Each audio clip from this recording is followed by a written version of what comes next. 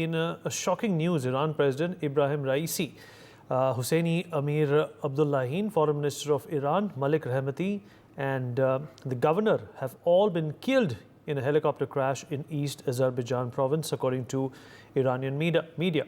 The chopper carrying Iran President Raisi and his foreign minister had disappeared over a mountainous region. As per reports, there was no sign of life amongst passengers of the helicopter upon recovering it. The incident follows a period of heightened regional tensions, particularly in light of the Gaza conflict and Iran's recent escalations with Israel. President Raisi, who has been in office since 2021, has pledged Iran's steadfast support for Palestine, a stance reiterated during his recent dam inauguration speech. Ajay Jandyal, my colleague, is joining us on the broadcast to give us more details about this. Ajay, this is very devastating for the people of Iran, but at the same time, what are we getting to know, from the ground when it comes to what could be the cause of this crash? There are also certain people who are suspecting foul play, Ajay.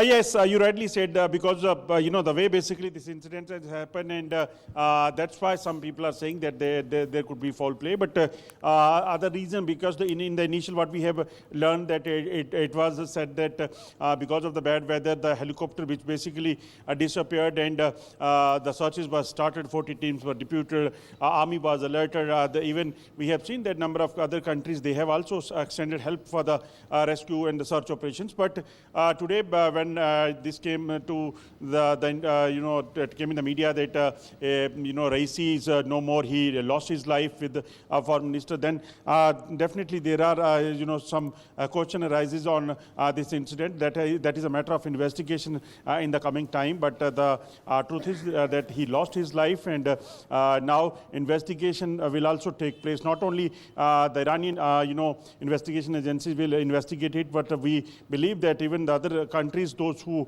do such things, they will also try to investigate the matter, that what exactly has happened, what are the causes of this crash, helicopter crash, and other technical things, either whether there is any technical glitch in that incident, or there are some other issues, or there are some other things which involved for this helicopter crash. All right, Group Captain UK Devnath also joins us on the broadcast. Sanjeev Srivastav, International Affairs expert, also with us on the show. Group Captain Devnath, what do you make of this accident? Obviously, the first impression would be, of course, that of, it is an unfortunate incident.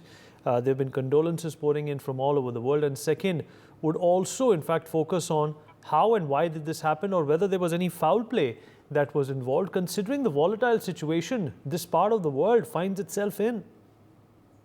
Oh yes, Vinit, very unfortunate accident, loss of President of Iran.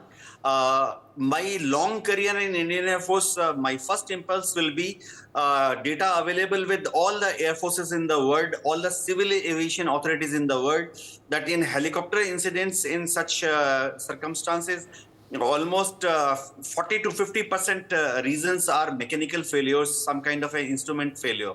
Another 20 to 25% reason is bad weather, clouds, low visibility, rain, hail, storm, and particularly in hilly areas. Third instinct as an Air Force officer is that, and I was a pilot, that it could be due to pilot's error. Almost in helicopter accidents in hilly areas, especially during bad weather, it could be due to misjudgment, or judgment error of the pilot, what we call in aviation jargon as pilot error.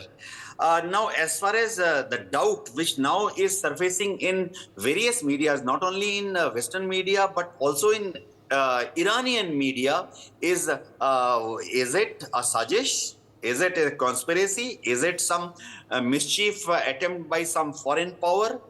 There is a theory going around that, especially in world social media, Western social media, that it could be job of Mossad or assisted by CIA, as Mossad had been doing for last 70 years, 50 years. Mossad has been very active in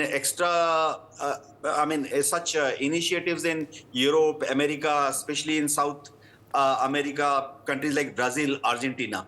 Could be a Mossad operation, but Israel will always keep mum. First onus of saying so falls upon Iran. I am very sure that Iran, after it mourns the death of president and then installs a new president for next 50 days. Thereafter, some kind of a statement will come out of Iran, but that will come out after 7 or 10 days. In case there is an iota of doubt by Iranian government agencies that Mossad was involved or some other external agency was involved, then definitely Iran will give a statement after about 10 days. Yes, Vineet? Mr. Sanjeev Srivastava also with us on the program. Mr. Srivastava, your initial impressions on this unfortunate incident. You know, a Pandora's box could open as a result of Mr. Raisi's death. Yes, Vineet, I think it's a very unfortunate and sad development has occurred in Iran. And obviously, Iranian agencies, they are in the process of deeply investigating this entire incident. And no possibility can be ruled out at this point of time. And I'm sure that Iranian agencies will, investigate this entire, tragic development, considering all angles, all possibility, including sabotage, including conspiracies, etc. It is quite possible that it has resulted because of some technical snag in the helicopter or because of the bad weather. But the kind of strategic challenges Iran was facing and the kind of development recently had happened between Israel and Iran, strike and counter-strike. Before that, Israel came under the biggest terrorist attack by Hamas, which is the Iranian proxy, and the kind of challenging situation Hezbollah and the Houthi are posing to Israel and U.S. Obviously, they are also Iranian proxy, and obviously, we all know that Iran has a nuclear ambition. And the reports are there that Iran might be taking, more active steps toward acquiring a nuclear weapon. So, considering the kind of strategic scenarios are prevailing at this point of time, no possibility can be ruled out. And now we have to wait and see what kind of assessment Iran comes with. And I'm sure, and I think it will be the responsibility of the Iranian, investigating agencies that they thoroughly investigate this matter, but they should be careful of drawing any wrong conclusions. And they should be careful. They should not jump to any conclusion. They should certainly investigate this entire incident, considering all possibilities. But no wrong conclusion, no miscalculations should be done by Iranian side, because it can lead to devastating consequences. And I'm sure that Iranian agencies will take all care and caution while going ahead with their investigation and with their assessment. And but having said that, let me say that if Iranian agencies come up with any kind of a conclusion that it is part of some conspiracy and some sabotage like activities has happened, then it is quite possible that Iran might. Mr. Surinder Singh Lali, international affairs expert, also joining us on the program. Mr. Lali, what do you make of this unfortunate incident? Though Iran had its own fair share of troubles with the Western world and, of course, with Israel and the Americans very recently. But when it comes to being a friend to India and the Chabahar port, all the developments that we've been following of late, this is perhaps a day which could indicate some sort of a turnaround.